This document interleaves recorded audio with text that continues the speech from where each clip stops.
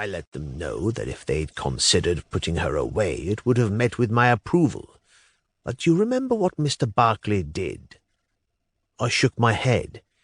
He denied it, then gave 4 reasons why it would have been a good idea. His own mother rejected Birdie. Their friends at church urged them. They were both out at work and couldn't watch her. And Birdie set her dress on fire. He nodded. 3 times. It was almost as if, while denying it with one part of his mind, another part was seeking to justify it. Then immediately he looked at his watch and told us he had an appointment.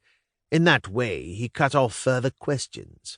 Now it could have been true that he had an appointment, but what made me suspicious was that Neptune clock not a foot from his face on the mantel, yet instead of looking at it he pulls out his watch.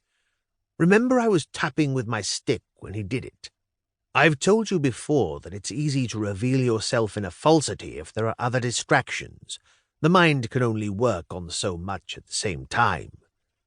I nodded. It was a trick I'd seen him use before, sometimes to good effect, sometimes to none. Anyway, when he gave himself away with his watch, I assumed only that he'd considered putting her away. After all, that was what I asked. But then last night I remembered the rent collector. It just came to me. She thought Birdie had left a year ago, when in fact it was only 4 or 5 months before that she was married. A rent collector would know who's living in the building, I think. When I told her it was July, she raised her eyes, as people do when they try to remember. She was confused. Then she frowned, indicating she remembered it differently. She didn't want to contradict me, that would be impolite, but her face betrayed her. So where was Birdie during those months? That's when it came to me. Perhaps our Mr. Barclay hadn't just considered putting her away. Perhaps he'd actually done it. Perhaps he'd put away his own daughter.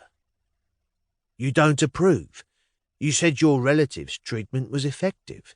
It was effective. It killed him. I watched him puffing away, expecting him to explain. He didn't. His head drooped. His eyelid was low over his good eye. His skin, specked with grit and smudged with soot, was dull and lifeless.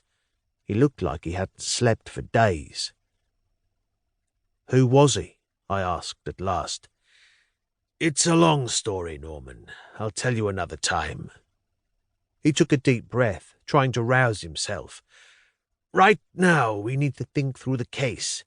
It explains why the Barclays have been deceiving us about where they lived.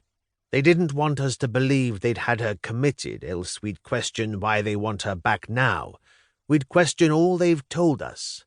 So what else? It seems the asylum has an arrangement with the farm. The country air's doubtless very good for a lunatic, or laudable enough. But this is what I'm puzzling over. Why did Crenshaw run off to consult Tasker when he imprisoned us? He'd found us breaking into the office. Tasker's the chair of the board. Yes, but if we agree he didn't go to the police because he was afraid we'd let out the secret of his affair with Mrs. Grant, why then did he go to Tasker? He wouldn't want to explain that to the chair of visitors, would he? Tasker's the last person he'd want to admit it to. They may have been closer than you think, or he may have invented a story about us. He nodded. Yes, you're right, of course. But there's something wrong with that asylum. I'm sure of it. You're getting distracted, William.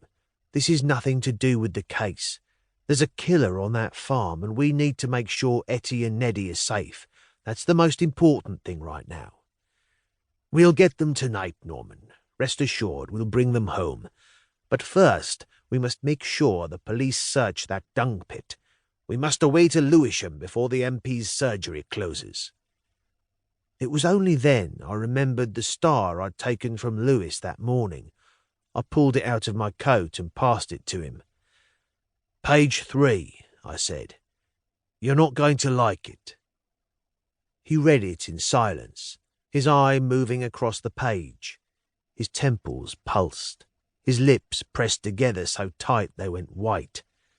Then, with a howl of fury, he threw down the carriage window and hurled the newspaper out of the speeding train.